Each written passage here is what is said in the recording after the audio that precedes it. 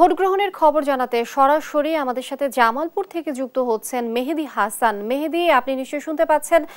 এর আগে আপনি তো জানিয়েছিলেন ভোটার উপস্থিতি সম্পর্কে, এখন কি অবস্থা দেখছেন আর ভোটারদের কোনো অসুবিধায় পড়তে হচ্ছে কিনা ভোট দিতে এসে, বিস্তারিত জানাবেন। লিনিয়া, ইতিমধ্যে জামালপুরের ৭টি উপজেলার মধ্যে ৬টি উপজেলার কিন্তু নির্বাচন অনুষ্ঠিত হয়েছে। আজকে হচ্ছে শেষ ধাপের নির্বাচনের শেষ একটি উপজেলা সরিষাবাড়ি উপজেলা পরিষদের নির্বাচন অনুষ্ঠিত হচ্ছে।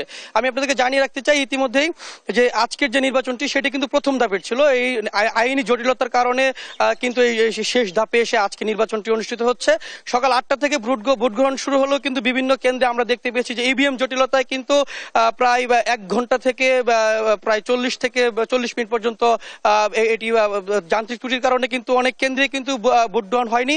এছাড়াও আরেকটু বিষয় জানাতে চাই যে এটি যখন প্রথম ধাপের নির্বাচনে ছিল তখন প্রতীক বরাদ্দের পর থেকে কিন্তু একটা উৎসব মুখর পরিবেশ বিরাজ করেছিল, কিন্তু এখন শেষ ধাপের হয় বিভিন্ন আইনি জটিলতার কারণে বারবার নির্বাচনটি স্থগিত হওয়ার কারণে কিন্তু এটি শেষ ধাপে এসে গিয়ে পৌঁছে। এবং শেষ ধাপের কারণে আজকে সকাল থেকে আমরা বেশ কয়েকটি ভোট কেন্দ্র আমরা ঘুরে দেখেছি, সেখানে কিন্তু তেমন কোনো ভোটার নেই বললেই চলে, এবং দু একটি কেন্দ্রে যেখানে ভোটার রয়েছে সেখানে কিন্তু ইভিএম জটিলতায় রয়েছে। এছাড়াও যারা আমাদেরকে অনেকেই জানিয়েছেন যে এই এলাকার যারা চরাঞ্চলের মানুষ রয়েছেন বা প্রত্যন্ত গ্রামাঞ্চলের মানুষ রয়েছেন, তারা জানিয়েছেন যে ইভিএম এ তারা এই প্রথমবারের মতো ভোট দিচ্ছেন, যার কারণে অনেকে ইভিএম সম্পর্কে জানে না। এছাড়াও যে নির্বাচন কমিশন থেকে যে ইভিএম সম্পর্কে বিভিন্নভাবে তাদেরকে ট্রেনিং বা জানানো হবে সেটিরও কিন্তু কোনো ব্যবস্থা করা হয়নি।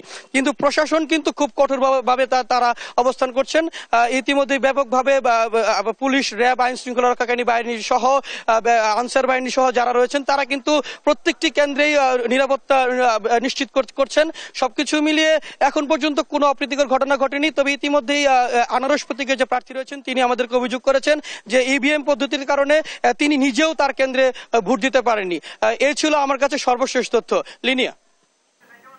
মেহেদী, অসংখ্য ধন্যবাদ আপনাকে। দর্শক, আমাদের ভোটের খবর জানাচ্ছিলেন সহকর্মী মেহেদী।